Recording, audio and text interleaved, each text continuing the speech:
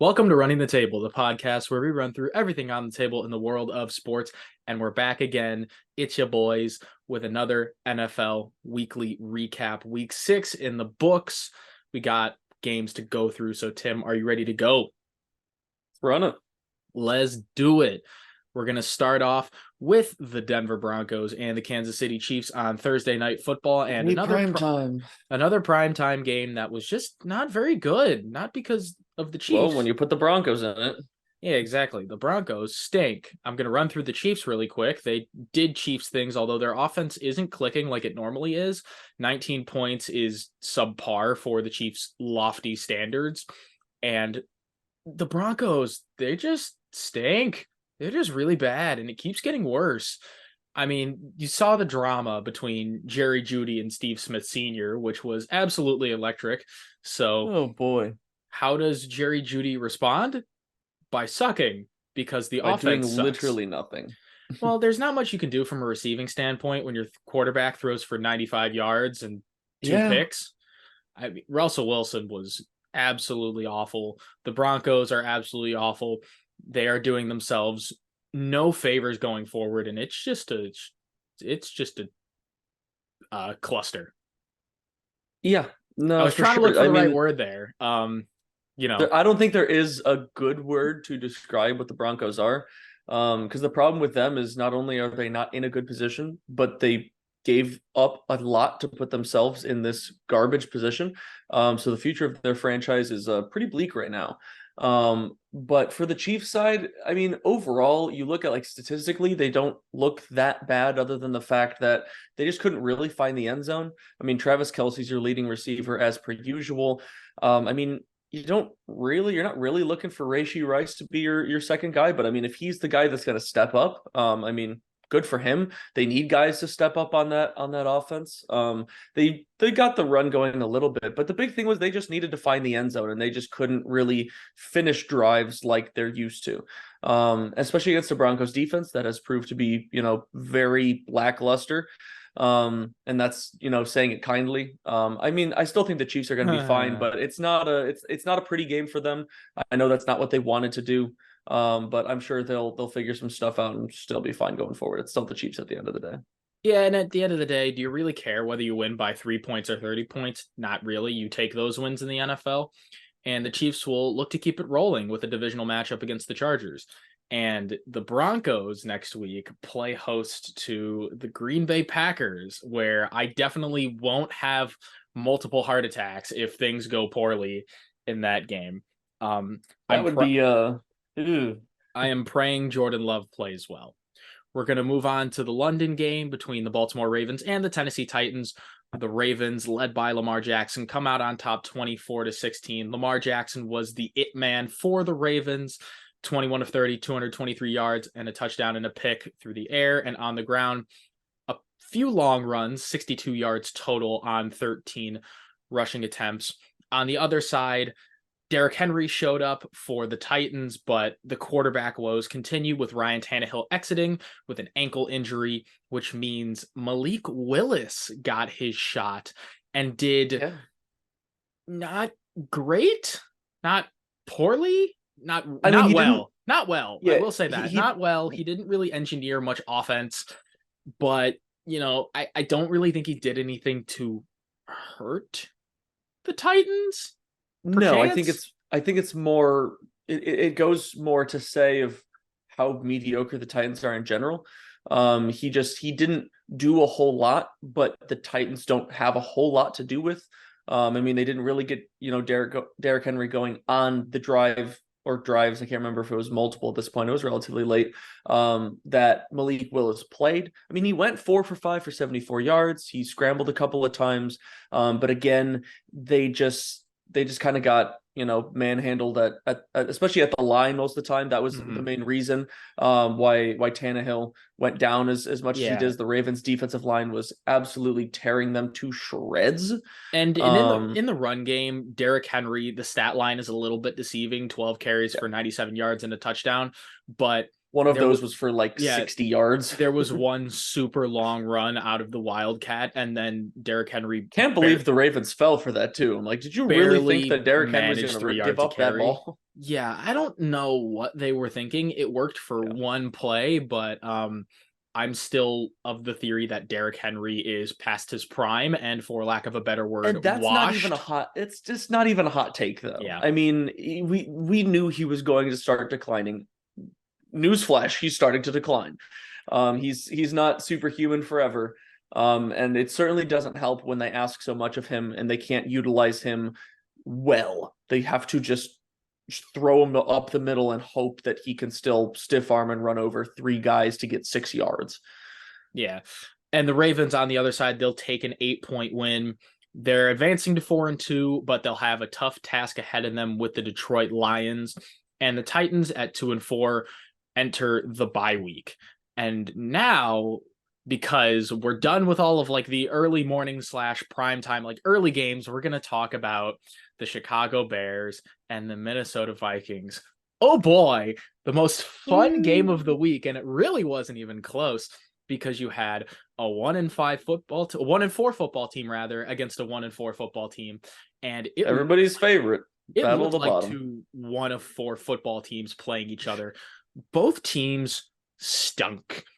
Justin Fields had 2 magnificent games against 2 really bad defenses, and then against another bad defense in the Vikings, the Bears refused to block for him. Justin Fields can't get anything going throwing the ball, fumbles the ball, throws a pick, and he ends up hurting his hand, which he's out for the foreseeable future, which means Tyson Bagent comes in the game, and I don't even think this is a hot take, outplays Justin Fields. Now, did he play particularly well?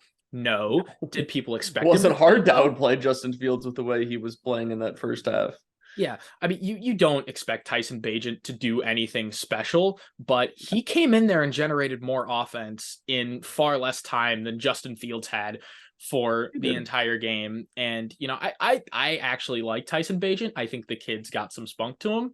I think there's a fire there, and there's like that chip on his shoulder. And this is not something that I've said about a Bears quarterback in a long, long time, but I'm actually excited to watch him play and see what he can do next week. And if that doesn't work, the Bears signed Trace McSorley, so that should be really fun. Future of our franchise. I mean, you might just have your franchise quarterback right there. And if all else fails and you guys continue to stink, you draft Caleb Williams, fire Matt Eberflus, and hire the best coaching candidate on the market, Matt Canada.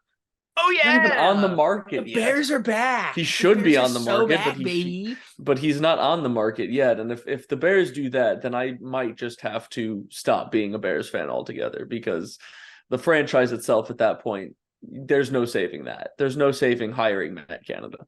I don't like. And then we got to talk about the Vikings, who also stunk. Justin Jefferson's absence. They both tried to lose that game. Yeah. Both teams tried their hardest to lose.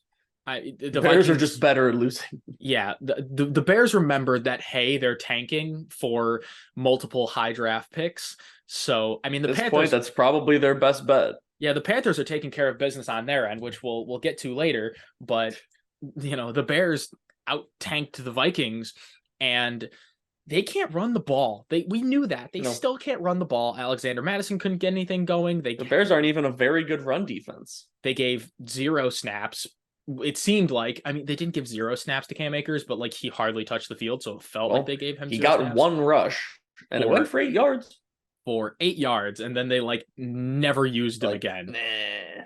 Yeah, I mean, neither KJ Osborne or Jordan Addison got going. Not really. Like, as you expected one of them to step up, and they didn't. Most people thought it was going to be KJ Osborne, because I mean, he's been around, he's been with this offense, he's been working with Kirk Cousins. At least I expected KJ Osborne to do a little bit more. I also expected TJ Hawkinson to do a little bit more, but he didn't even get going until late. He did lead the team in receptions and receiving yards with 6 receptions for 50 yards, but he didn't really get like targets until like the second half. Yeah, and I think that's the big thing. When both teams are trying to lose the game, it's just like who loses the game less. And Yeah. Not a yay, pretty one, I'll Vikings. tell you that much. Yeah, you're looking at two teams come next season that will have different quarterbacks at the helm. The Vikings at 2 and Obviously. 4 will be on a crash course to resume their tank against the 49ers. And we'll see if the Bears can keep their tank going with a home matchup against the Raiders. They probably will. I don't Regardless of know. who's at quarterback. I don't know, man. Who knows? The Raiders are full of tricks, but we have more games to cover. Next, the Commanders and the Falcons. Washington taking this game 24-16. And I'm not really even going to say that the Commanders won it, more so than the Falcons kept shooting themselves in the foot. Yeah. Like, absolutely. Not to discredit what the Commanders did, because, you know, a win in the NFL is a win in the NFL. But the Falcons had many opportunities to win that game, and they took aim, dropped it down to their foot, and just kept firing. Yeah. It's like you put a pair of bullets into your left foot, and then you try to lift a rifle. Ow, that hurt, and then moved over to your right foot and took a shotgun. Yeah, it's like trying to fire a rifle that's far too heavy, so the only way you can point it is down and like firing anyway. You know, the Commanders will start there. Can people please stop telling me that Desmond Ridder is like a decent quarterback? Forget the Commanders, I guess. I guess we're talking about the Falcons first. But I'm just so tired of Desmond Ridder. Dude, there's a decent NFL quarterback in there somewhere. He's just on vacation, and we don't know when he's going to get back. So guess what? Got Drake London going. Drake London with 9 receptions for 125. So it's like, cool, you're finally utilizing your top receiver. Like, if only there was a backup quarterback that the Falcons had that's has better than their experience that's like clearly better than their starter in every facet. That's like scrappy, is going to play for his job, that like the team will die for, you know, that like I wonder if there's a quarterback that the Falcons have that they can turn to in a time such as this, or are they just so enamored with Desmond Ridder that like, you know, like when is enough? Now, can we talk about the Commanders? So I don't. But I don't like them. I don't. Don't get me wrong. I don't either. But I'd much rather not. I'd much rather not get yelled at for like not giving the Commanders their credit. So, you know, I'll acquiesce and say, what did they even do to win this game? Sam Howell played mistake-free football. He did. He passed for 150 yards. Well, he threw 3 touchdowns and no interceptions. I mean, yeah, but when the Falcons turn the ball over that much, you don't have to pass the ball for very much. All right, I guess, you know what? Never mind. Sam Howell didn't play well. I guess the Commanders can't have anything good. Just know it isn't my fault. No, they can't. Well, you know what? No. Let's put it this way. I mean, Sam Howell. Again, no. I'm gonna stop you right there, because you have Sam Howell is you have said that the Commanders can't have anything good. Yeah, we get it. Baker Mayfield light is Baker Mayfield light. This is something that we've already said. I'm cutting you off because the Commanders, according to you, can't have anything nice. So we're gonna move on. Hey, fine by me. The Commanders, the worst 3-3 team in the league, are going to New York to play the ailing Giants. And oh no, the Falcons, also at 3-3, will travel to Tampa to play the Buccaneers. My goodness, it's like pulling teeth with the Commanders. I get it, we don't like them, but like, you know, I'm trying here. I'm trying my best. You know what? I guess I'll just stop trying. Whatever. Good idea. The Commanders stink. Well, you know what? They just outperformed your win total for this year. So let's go. Oh, that wasn't hard to do. You had them winning 2 games. The Seahawks and the Bengals. The Bengals holding on to win 17-13. This was another game that the Seahawks had multiple chances to win, and they just didn't. Not like either team played spectacularly, but the Bengals did what they had to do at home to take care of business. You saw Jamar Chase with his 7-Eleven chain because he's always open, and he had yet another productive day. It's nice to see Joe Burrow getting better, not back to where he was like last year, but he's getting better.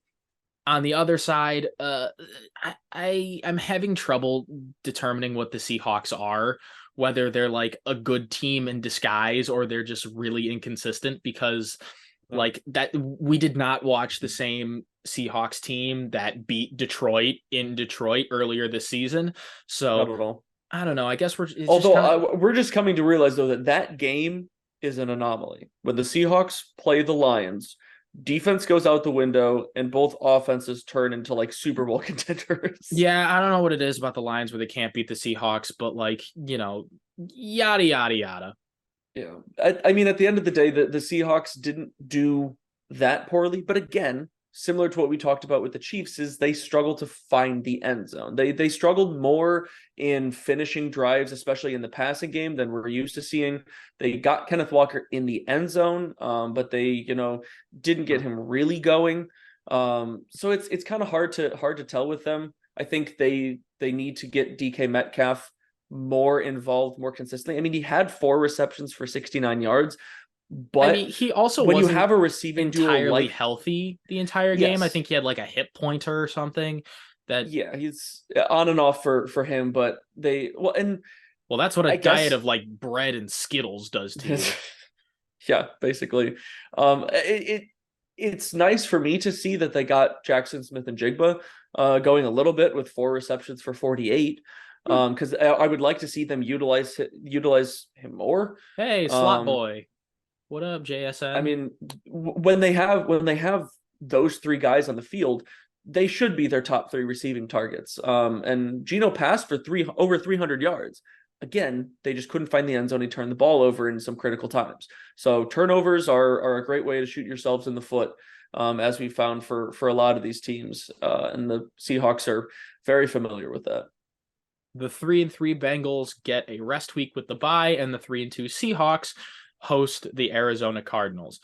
Continuing our weird, wacky week in the NFL, the San Francisco 49ers are no longer undefeated as they fell to the Cleveland Browns. PJ Walker. Chicago Bears and Carolina Panthers legend PJ Walker gets the job done. Browns win 19-17, and it's not like the 49ers didn't have their chances. And I'm not even going to talk about like the overall play or the injuries, because Christian McCaffrey got hurt and Deebo Samuel got hurt. Jake Moody had a chance to win the game in the closing seconds, and he just didn't come through. Not saying that Jake Moody's a bad kicker, because he's not. This is just like what happens to a young kicker. Yeah, you spent a relatively high draft pick for a kicker on him. Like, this is going to happen. Nobody's perfect. Like, Blair Walsh was perfect to start his career, and Minnesota Vikings fans and Seahawks fans are just shuddering over the fact that I uttered his name, because they know exactly what that man did to their franchises. Because that ended very, very poorly. But I think another thing of what we saw is Brock Purdy is human. First regular season loss, 12 of 27, 125 yards, a touchdown, and an interception. I will say yes, but but the conditions had a decent amount of effect to the way that game went. That was not a pretty game. It was a wet game. Whatever. I know. It's an excuse. That is purely just an excuse. But if you watch some of that game, you can see some of the effects of how that happened with the game, and how that had an effect on it. At the end of the day, when they needed him to drive down the field to win the game, he made pretty much every throw he needed to. Now, granted, a big part of that drive was the Browns forgetting that they want to tackle Brandon Ayuk. They kind of just let him run for an extra 15 yards after the catch to get him in field goal range. But in general, they just did not get much going in the passing game. McCaffrey going down obviously didn't help. Left tackle Trent Williams going down definitely didn't help either. That's so a big they're piece. Pretty banged up. The thing for me, I think that was the most confusing, is after he has a massive week, George Kittle just disappears. And I don't know if they just, didn't call his number, or if the Browns just guarded him really well. I'm not sure. The Browns defense is also legit. Let's not totally go like, oh, Brock you look Purdy at that Browns secondary. That Browns secondary is good. It is. It's very good. All of the Browns. Not a lot of people talk about it, but Yes, but I look specifically, not many teams in the league have a secondary, especially the corner depth that they do. That's Between true. Denzel Ward, And Martin Emerson. There's at least a third name that I'm already forgetting that was a pretty decent player in that one. But those two are the ones that come to my mind right off the bat. But they're a solid team. Now they're just a little inconsistent, but in this game, being at home, and some of those things that happened throughout the game that kind of threw off the 49ers momentum, was enough for the Browns. And you got to give them credit where credit's due. It's not like we thought that the 49ers were really going to go undefeated the whole way. Every team is bound to have their slip up. And even in the 49ers slip up, they still had multiple chances to win this game. So if you're a 49er fan, you brush it off and move on. Team's going to be fine. You just got to get some guys back healthy. Yeah, on to the next week where they play at Minnesota. And if everybody's healthy, I will encourage sports bettors to hammer the Niners plus whatever points they have, because the Niners are going to come out looking for blood. And, oh, geez, the Minnesota Vikings are just the poor team that stands in their way. They don't got much going for them. And the Cleveland Browns at 3-2 will go to Indianapolis to play the Colts.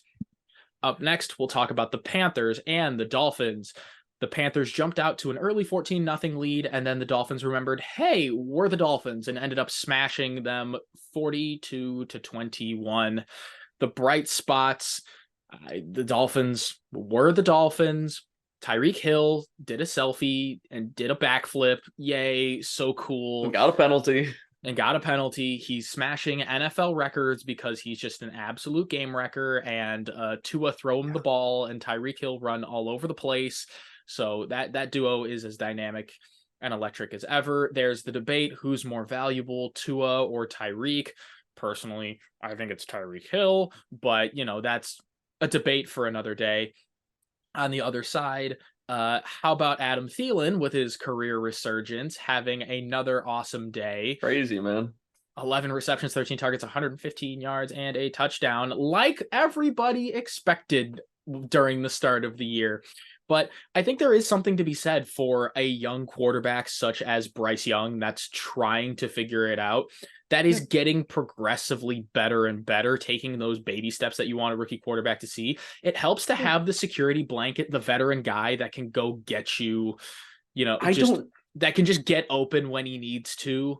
I don't know if I've ever seen a receiver that has been so much of a safety blanket like Adam Thielen has been. Typically, it's the tight end that's the safety blanket. Exactly, and that's what's so interesting, especially for young quarterbacks. Usually young quarterbacks that aren't, particularly sure of, working their way into their offense, usually they use their tight ends a lot. But Adam Thielen's a smart guy.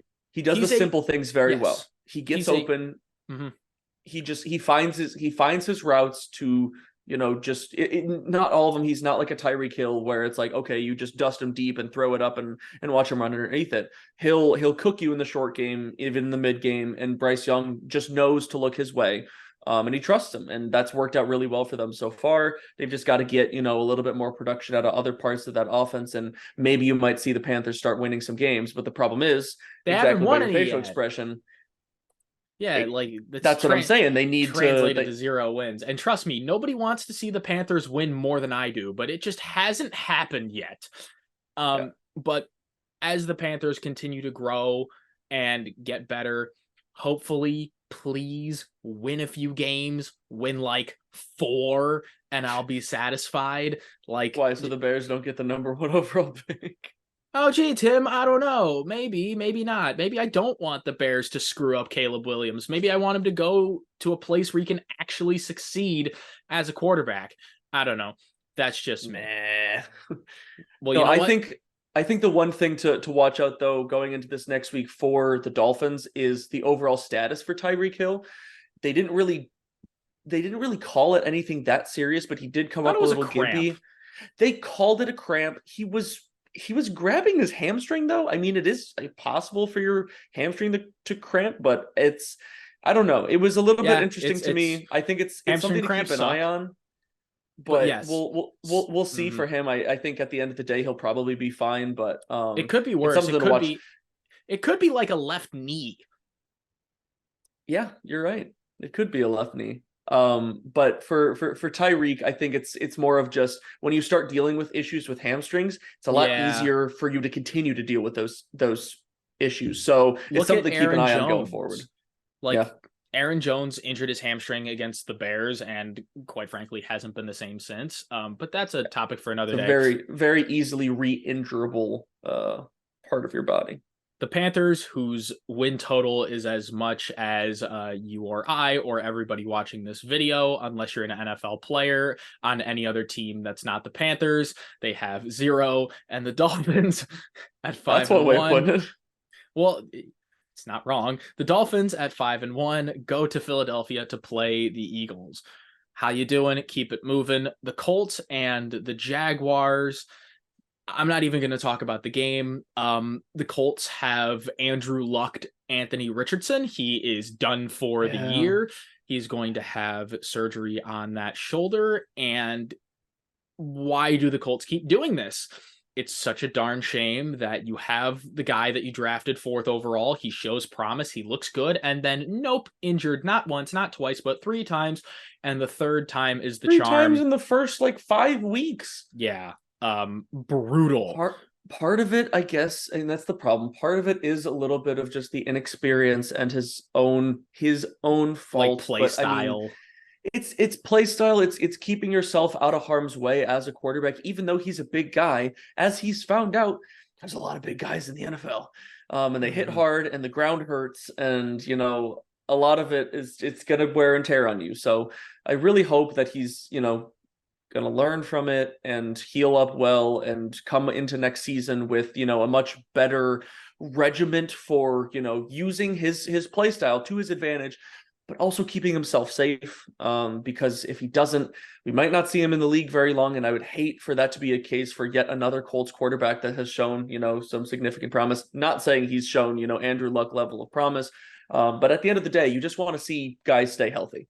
Yeah, I completely agree. But in the interim, it's Gardner Minshew time, baby. And when you have him throw the ball 55 times, it's not a recipe for success, especially when the Jaguars defense swarms and gets after the quarterback, and they play fast and they play physical. They force 3 interceptions and some more loose footballs. And the Jaguars defense really stepped up. On the offensive side, they did their thing. They were moving and grooving. Travis Etienne scored a pair of touchdowns. Trevor Lawrence, again, played pretty solid football. You put up 37 points most of the time in the NFL, you're going to win. Simple as that. Yeah, for sure. I mean, the Jaguars looked good at the end of the day going into this game. If you follow the Colts or the Colts and the Jaguars specifically to any significant amount, you probably would have hammered the money line on the Jaguars because when the Colts go to Jacksonville, they have little to no success. But for the Colts, I mean, I have to say I certainly didn't help things when I absolutely jinxed them when talking to my buddy and was like, oh yeah, well, you're in good hands with Gardner Minshew. He really just hasn't turned the ball over this year. 3 interceptions. Oh, so it's your fault. Yes, it's absolutely my fault. And I apologize to Colts fans everywhere. I mean, he still threw the ball for 300 plus yards, but as the turnovers are a killer, especially when you have a team that's able to put up as many points as the Jaguars did. They still put up 20 points for the Colts, but I think they also need to try to get more going out of the run game. They had a lot of success more recently up until this one. Zach Moss still found the end zone, but they just, between him and Jonathan Taylor, they really just didn't get much going on the ground. Yeah, it's mostly due to a negative game script, and I imagine that Jonathan Taylor is going to take over that backfield in the future. But the season isn't totally over for the Colts. They're sitting at 3-3, and they host the Browns. The Jaguars at 4-2 on the other side go to New Orleans to play the Saints. Speaking of those Saints, they came up short 13-20 against the Houston Texans, who sit at 3-3 through 6 weeks. And CJ Stroud, although didn't play tossed his first interception, which is crazy that we're saying at this point. But I mean, you got to give credit to the Texans. In week 6 for him finally throwing his first interception. It's impressive. He's looked good. He's looked like a looked like an intelligent quarterback in terms of, putting the ball where it needs to be and playing well. Certainly utilizing his options well. Tank Dell being out this week, limits them a little bit offensively. But they got Devin Singletary going a decent amount, which is, pretty interesting. But on the flip side of the ball for the Saints, I mean, they threw the ball a lot. Again, some of that comes with game script. You get Alvin Kamara going a decent amount, but not as much as you would like to. Again, their offense, it's very sporadic and very random who it goes through, whether or not they do particularly well, whether Alvin Kamara is a receiver or a rusher. I don't really know how to feel about it. I'm not sure if Derek Carr, I mean, I guess he did throw for 353, so he's probably not really limited by that shoulder injury that he had a while back. But well, I mean, they had him throw it 50 times, so I don't imagine that they would. But that's not a great way to live. A lot of receivers got involved in this game. I mean, Taysom Hill, Chris Olave, and Michael Thomas all got 8 targets apiece or more. So the numbers, big numbers for Derek Carr. Did it translate into anything meaningful? No. And at the end of the day, that is what you're looking for in the NFL. The Texans will go on a bye, and like we just said, the Saints go to host the Jaguars. Next up, we have the Patriots and the Raiders. Oh boy. The Patriots. Someone tell me how Belichick has not been able to beat Josh McDaniels. How is that possible? Yeah, I get that Belichick hasn't been particularly good in the post Brady era, but it's Josh McDaniels and the Raiders. They find a way to lose to almost everybody. I mean, wins speak for themselves, and the Raiders are 3-3, and they've won 2 straight, in large part to the defense standing tall on the last drive. Yeah. I don't know what happened in that first win, but in this one, the Raiders had the opportunity and took advantage, sacking Mac Jones in the end zone on the final drive. I think we can just describe this as more of the same. 2 teams that just aren't very good. One of them had to win, and the Raiders are objectively a better team than the Patriots. Although, I mean, frustration is mounting on both sides. Mac Jones continues to struggle. Patriots fans at least they put up some points this week. Patriots fans are losing faith in Bill Belichick, the coach, and Bill Belichick, the GM. And Robert Kraft said he's not untouchable.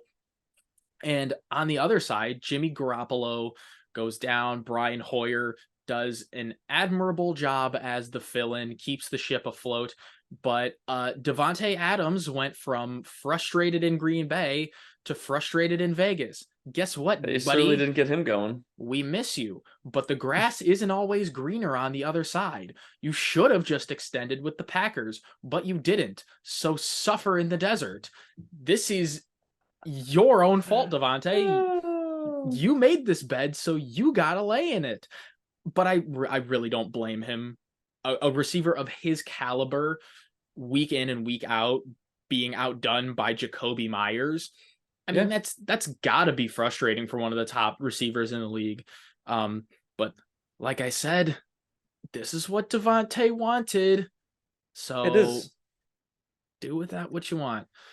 Yeah, it's interesting for them. I think it'll be interesting to watch. Obviously they brought Brian Hoyer in for this game. The last time Garoppolo went down, they went with Aiden O'Connell as the starter the next game. Will they stick with Brian Hoyer because that's who they brought in and he was able to wrap up the game and win it for them? I won't say he really won it for them, but he did enough to keep them in the space to win the game. Or will they go back to Aiden O'Connell as the starter? Personally, I'd love to see Aiden O'Connell get another chance, but given the fact that, he didn't perform that well in his NFL regular season debut, I could see why they go with Brian Hoyer with his experience, but I would like to see Aiden O'Connell get another shot. I think he's the more talented arm, and he's the guy that you would want to try to develop rather than Brian Hoyer, who is obviously on the wrong side of 30. So. Yeah, that's one way of putting it. Brian Hoyer is way on the wrong side of 30, and I would like to see Aiden O'Connell get another shot too. His first game was against the Chargers, who, that's Not an easy And they defense to just go didn't against. block for him. No, not at all. And this time you get the Bears at Chicago, and Aiden O'Connell is used to playing in the Midwest outside. So He is. we'll see if he goes back to somewhat of his home element, kind of, sort of, but we'll see what happens. We'll see what they go with. Raiders at the Bears. Patriots will play host to the Bills. Oh dear. Next up, we got an NFC West showdown between the Cardinals and the Rams. Both teams started slow, but the Rams came to life in the second half, winning 26-9. Cooper Kupp was the star of the show. Cooper Kupp back doing Cooper Kupp things with 148 yards and a touchdown. Safe to say he's back, along with Kyren Williams tearing it up with 158 yards on the ground and a touchdown. It's nice to see that the Rams have a little bit of fight to them, that are back to, their good offensive ways. Matthew Stafford, even though he's not won the greatest game from him in the world, he's still they didn't able need to the sling greatest game from him, though. I think that's what it comes down to. Yeah. I mean, they only had Matthew Stafford throw the ball 24 times, where in some games they ask him to throw it 45, 50 times. So to me, that just says more about game script rather than the fact of him not necessarily playing well. He obviously still got Cooper Kupp going. Puka gets a couple of catches, nothing crazy. So Puka fantasy managers are crying.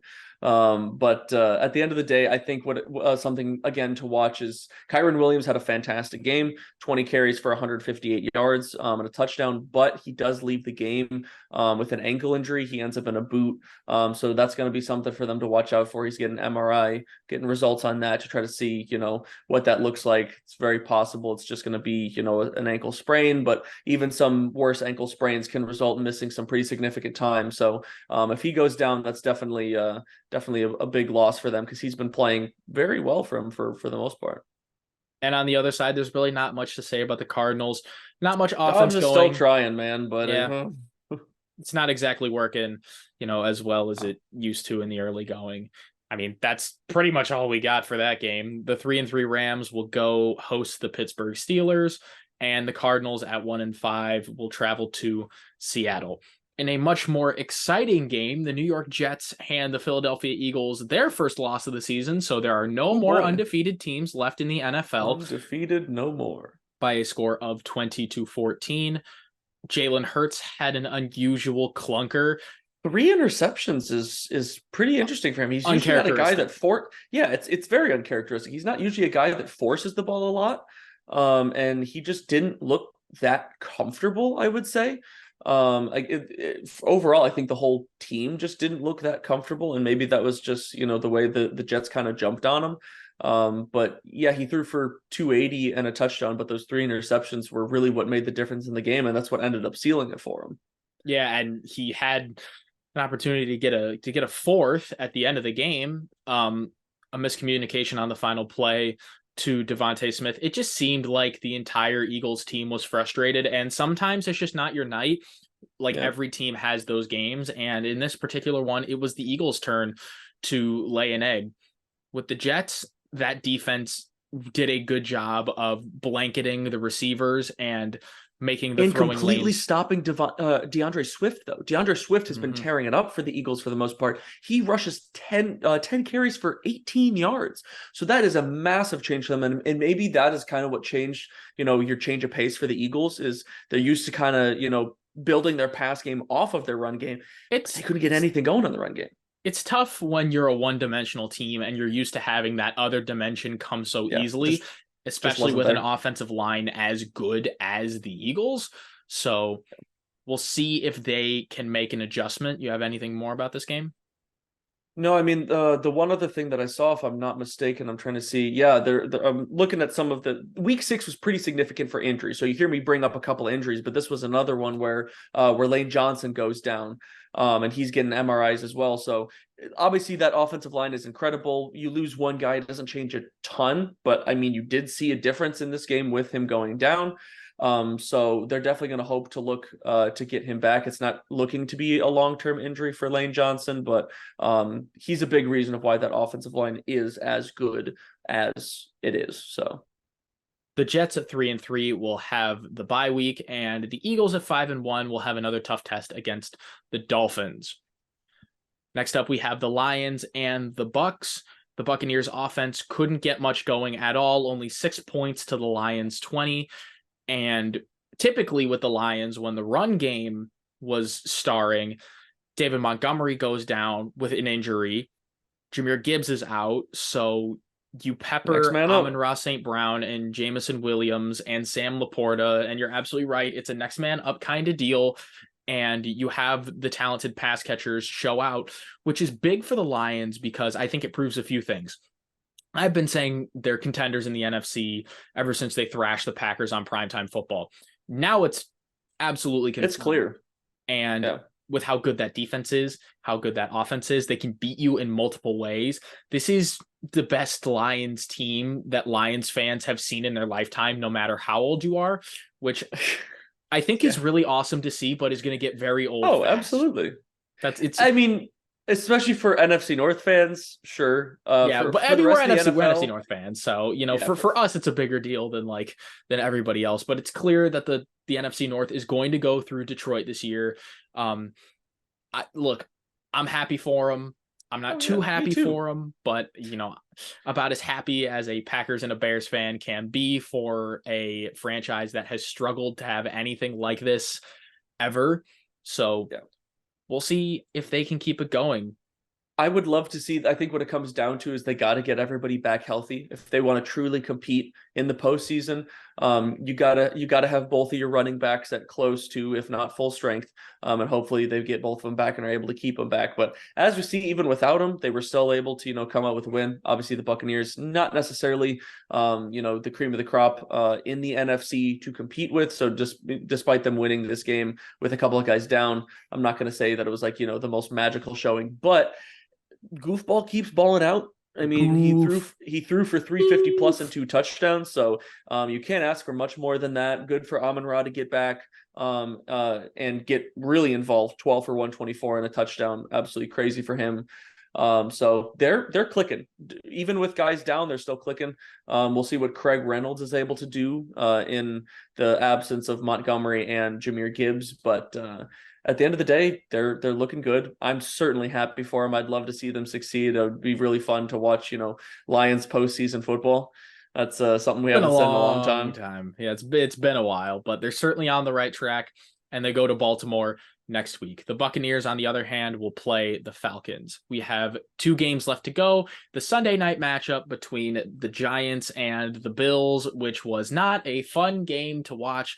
You either expected the Bills to run away with it, or you expected an upset. Neither really happened, but the Giants had their chances. But it wasn't really because the Giants stuck with the Bills. It's more so the Bills played down to the Giants. Hey, they really did. God, the Giants clock management is that one hurt. Atrocious. Both halves. They had opportunities right on the goal line. Are we really convinced that Brian Daboll is the genius that we made him out to be after last season? Because Tim, I know you were so high on the job that Brian Daboll did with the Giants, and I hate to say it's a fluke. However, this Giants team is bad. This Giants team is really bad. Tyrod Taylor did not play terrible. You almost might have a better shot winning with him than Daniel Jones at the current moment. They fed Saquon Barkley. It didn't really account for much, but you only got 9 points. I guess with the Giants, but they had opportunities to get a lot more. That's the thing. A couple things go differently. They could have had 20 plus points, and we'd be like, a decent resurgence game for the Giants against the Bills. It all has to come down to a couple of plays, a couple of possessions. Saquon Barkley being back is huge for them. The problem, I think, is still in their offensive line, because when their offensive line is not good, it makes the quarterback's life more difficult. It makes the running back's life more difficult. And they don't really have the offense or the type of offense to really play that quick, get the ball out, feed your guys. They don't have a Yak Merchant offense type of thing going on. No. So, good for them to stick with the Bills. Not really of their own doing, but they were there. Not impressed with the clock management. There's obviously a ton of controversy surrounding that final ball. play. But not even going to get into that because the Giants had so many other opportunities to win that game and they didn't. Yeah, ref ball was not why they lost. Like, let's not get it twisted. Like, yeah, the ref ball was a little heinous, but that was not for the Bills. If I am a Bills player, I'm starting to be terrified to go and play NFL football because, gosh darn, they can't seem to get away from these serious, scary injuries. Damian Harris leaving the game after taking a big hit. He was able to give a thumbs up on the way out, so hopefully we will hear some more good news about him going forward. But yeah, the Bills, I still don't really know what to feel about them because they've been very mediocre and very good depending on the week. You just never really know what to expect from them. So we'll see how they are going forward. And what version of them will we get on any given week? Do they play down to their opponent? Do they play up to their opponent? It was also just a really strange week in the NFL. Just in general, not just for the Bills, but for the majority of the league. But the Bills do have an opportunity to right the ship against a very bad Patriots team, and we'll see if the Giants can get back on track. A very winnable opportunity, if you ask us, against the Commanders. But we have one more game to go. And if you thought the ref ball was bad on Sunday Night Football, oh my God, there was laundry on the field. It seemed like every single play between the Cowboys and the Chargers. It was not a good game. It was not a well-played game on either side. A lot of penalties, a lot of sloppy play, a lot of poor execution in critical moments. And I think that is about what summed up the game. I mean, one team had to win. The Cowboys came out on top, but it wasn't clean. It wasn't pretty. It's not the way you want to win. Like, winning ugly is good in the short term, but in the long term, it's not something you want to get used to. But are we really surprised that this is involving the Chargers? This kind of seems to be a common theme with the Chargers and every single one of their losses. So it's almost every week in, week out for them. I mean, they face a team, either it's an inferior team or a superior team. They play exactly to the level of them and find a way to have some massive turnover or stupid play towards the end that loses it for them. This week, it was a game-losing interception when they were trying to go down to win the game. I mean, this is the Chargers' recipe way for failure. I mean, they don't have a recipe of success. They have a recipe for failure. I don't really know what to do with them anymore. I really am starting to feel like they just need a coaching change because they absolutely have talent on this team, but they just can't seem to put it together. Especially with Austin Eckler coming back, they have not really gotten the running game going since week 1 when Eckler and Joshua Kelly both did well, and then Eckler goes down, and they haven't been able to do anything with it since. Keenan Allen is still Keenan Allen. He will continue to, get his receptions, get his yards. He found the end zone again, but behind him with Mike Williams being out, Josh Palmer again. But you got to adjust, dude. You got to adjust. You have to, and they're even not in the same vein of getting the run game going. Corey Linsley was out, so the legend himself, Will Clapp, got to some playing time at center, but. Yeah. Either way, you gotta, and they did a pretty good job of keeping Justin Herbert clean for most of the game. The Cowboys didn't have their first sack until the fourth quarter, so it's not like they couldn't keep him clean. I think you're right. I think the Chargers are just missing the right guy at the helm because they got to figure out how to use these pieces. The Chargers do not have the talent of a 2-3 football team. They just don't. They are playing their way out of all of their stars primes, except maybe Justin Herbert. Austin Eckler, you never know how long he's going to continue to play, pretty decent football. Keenan Allen ain't getting any younger. Keenan Allen's not getting any younger. Mike Williams can't stay healthy. He's not getting any younger. If they don't make a change soon, they're going to miss out on a window with these guys, and they're going to have to enter some type of rebuild. The Charger way. That is the Charger way. They did it with Phillip Rivers and LaDainian Tomlinson. Couldn't capitalize there, but it's not now it's even worse because you can't really even make the playoffs. And when you do, all your opportunities just go up in smoke. But we'll see if these teams can make the adjustments. The Cowboys have the bye, and the Chargers, they're going to Arrowhead to play the Chiefs. But that's all we got for our Week 6 NFL recap. If you haven't seen our other recaps and NFL videos, go check those out, as well as any other sports that you want to see. We got a lot of them. We love making it. You can find us on YouTube, Spotify, or all other podcast platforms. Let us know what you want us to talk about next. And college basketball is coming around the corner. College hoops. That's going to be preseason AP polls come out now. But until next time, we out.